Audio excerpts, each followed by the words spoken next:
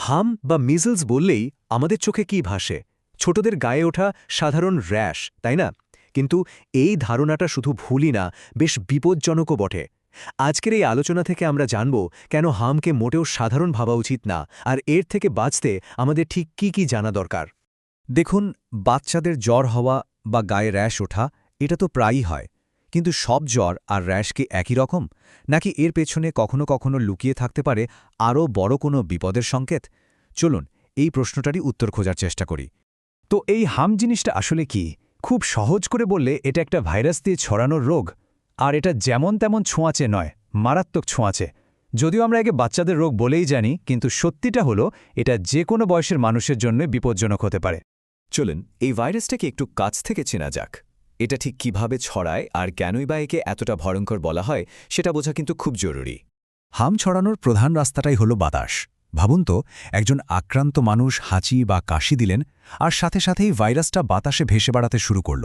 এরপর সুস্থ কোনো মানুষ নিঃশ্বাস নিলেই ব্যাস, ভাইরাসটা তার শরীরে ঢুকে পড়ল। এতটাই সহজের ছড়িয়ে পড়া।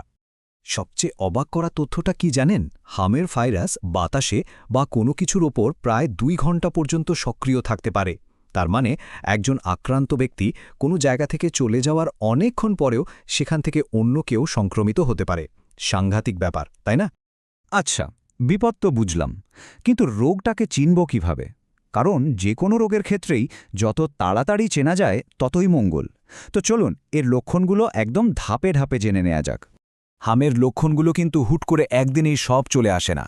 এটা সাধারণত 3টা নির্দিষ্ট ধাপে প্রকাশ পায়। আর এই ধাপগুলো জানা থাকলে রোগটা ধরা বেশ সহজ হয়ে যায়। প্রথম ধাপটাকে মনে রাখার একটা সহজ ফর্মুলা আছে, 3C বা 3Cs।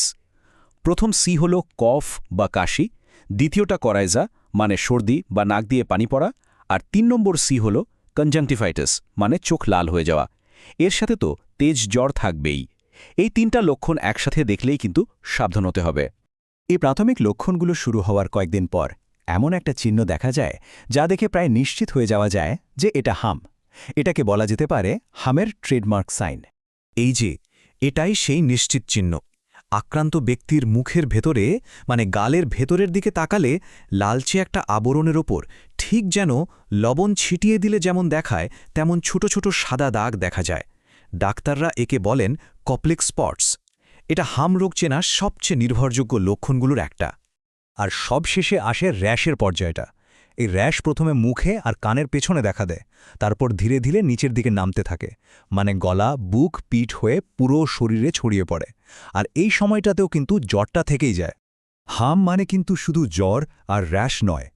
আসল ভয়টা লুকিয়ে আছে এর জটিলতাগুলোর মধ্যে। যদি ঠিক সময়ে চিকিৎসা না হয় তাহলে হাম থেকে এমন সব গুরুত্বপূর্ণ সমস্যা হতে পারে যা এমনকি জীবনও কেড়ে নিতে পারে। হামের কারণে বেশ কিছু জটিলতা দেখা দিতে পারে।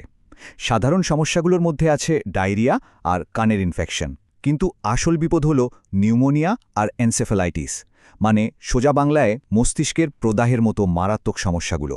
একটা কথা আমাদের সবার মনে রাখা জরুরি, হাম রোগে মৃত্যুর সবচেয়ে বড় কারণ হল নিউমোনিয়া।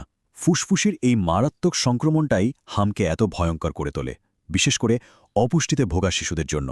এত সব বিপদের কথা শোনার পর মনে প্রশ্ন আসতেই পারে, তাহলে এর থেকে বাঁচার উপায় কি?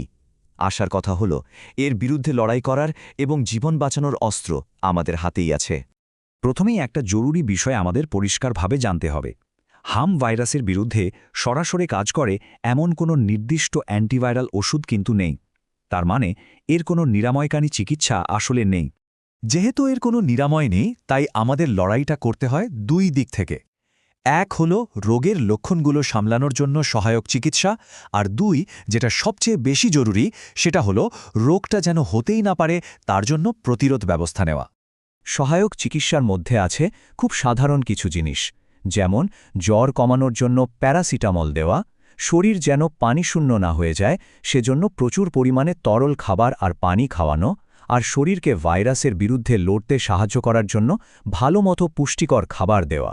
তবে এই সহায়ক চিকিৎসার মধ্যে একটা জিনিস কিন্তু সুপারস্টারের মতো কাজ করে, সেটা হলো ভিটামিন এ। এটা শুধু রোগের তীব্রতাই কমায় না, বরং হামের কারণে মৃত্যুর ঝুঁকিও অনেকটা কমিয়ে আনে। তাই এটাকে একটা জীবন রক্ষাকারী পদক্ষেপও বলা যেতে পারে। তবে চিকিৎসার চেয়েও উত্তম হল প্রতিরোধ, আর হাম প্রতিরোধের জন্য সবচেয়ে কার্যকর এবং নিশ্চিত উপায় হল এমএমআর টিকা। সাধারণত ৯ মাস বয়সে এর প্রথম ডোজ আর পরে একটা বুস্টার ডোজ দেয়া হয়। এই টিকাটি খুবই কার্যকর এবং একদম নিরাপদ। সবশেষে এই একটা বাক্যেই পুরো আলোচনার সারমর্ম বলা যায়। অসুস্থ হলে চিকিৎসার জন্য ভিটামিন এ যেমন জরুরি, তেমনি রোগটা যেন ছুঁতেই না পারে সেজন্য টিকার কোনো বিকল্প নেই। এই দুটো জিনিসই পারে একটা জীবন বাঁচাতে। তাই সচেতনতা আর সঠিক সময়ে সঠিক পদক্ষেপ নেওয়াই আমাদের সবচেয়ে বড় হাতিয়ার।